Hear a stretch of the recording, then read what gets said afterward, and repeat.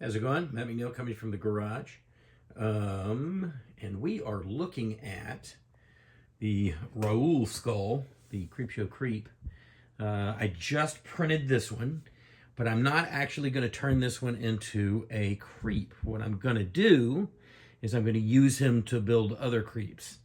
And so what I'm going to do here is, rather than continuing to build up these creeps as one-offs, in that those two that I've done to date, one was based on a latex mask that I had sculpted. The other one, the latest one, was based on this 3D printed skull. And this is what it looks like when it comes out of the 3D printer and has been a little bit cleaned up and had the jaw glued on. I've just hot glued the jaw in place. But what I'm going to do here is I'm actually going to backfill this guy with clay. I'm going to fill up all of these voids, fill in the nose, probably get rid of a good bit of this so that there are no undercuts on this skull. I'm going to mount him to a board, and then I'm going to take my monster clay and I'm going to sculpt Raoul on top of this guy. That will then allow me to make a one-piece mold of this guy. And because I'll have a one-piece mold, it'll make casting the latex a lot simpler. Because he wears a hood, you really don't need to go too far past that. It's just wasted latex and time, and if I can save time, that means I can make these things maybe a little cheaper for you guys, anybody that wants one. So that's the idea now. I'm going to sculpt my monster clay skin on top of this guy once I have them all prepared and ready to go. And I'm going to make an ultra cal mold that I can pour latex in. And yeah, I think that is a good idea. Again, I'm going to have to be very, very careful with undercuts, particularly in the palate, teeth area. But I figure what I'll do is I'll literally run the clay, the backfill clay, just make it smooth all the way across on the front, just so that I set myself up for success.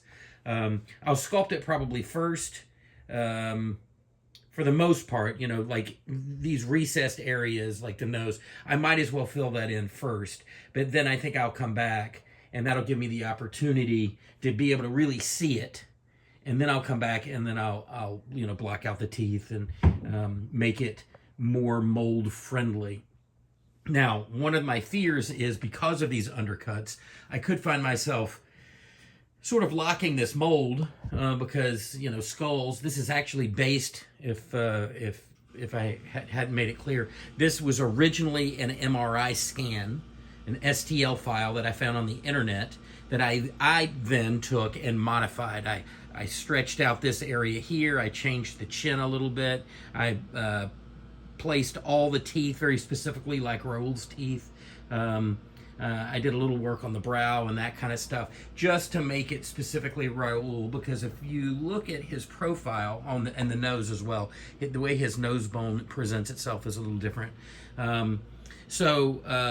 Anyway, so I took a STL skull, MRI skull, and I modified it, and here's what it looks like. So I will hopefully, at the end of this, have the ability to print these and take a skin, run a latex in the mold, paint that up, put the two things together, and make quicker work anyway of these Creepshow creeps. And that will allow me to do a limited run if anybody is interested. So there you go. I just thought you guys might be interested in how all of this is going down, and kind of what I've got in mind, and why I haven't really talked about selling the creep that I've got so far, because I'll definitely use him as a paint master and a visual reference and all of that stuff, because I've got him sitting here in front of me. But yeah, there you go. This took about 20 hours to print, and so each one of these will take at least 20 hours for the skull part, and then the shoulder part takes another, I want to say 7 or 8 hours. So it's a pretty intensive, time-consuming print, but luckily the printer does all the work once it's all built, so that makes it very nice. So there you go. We're closing in on Halloween. Hope you guys are having a great weekend.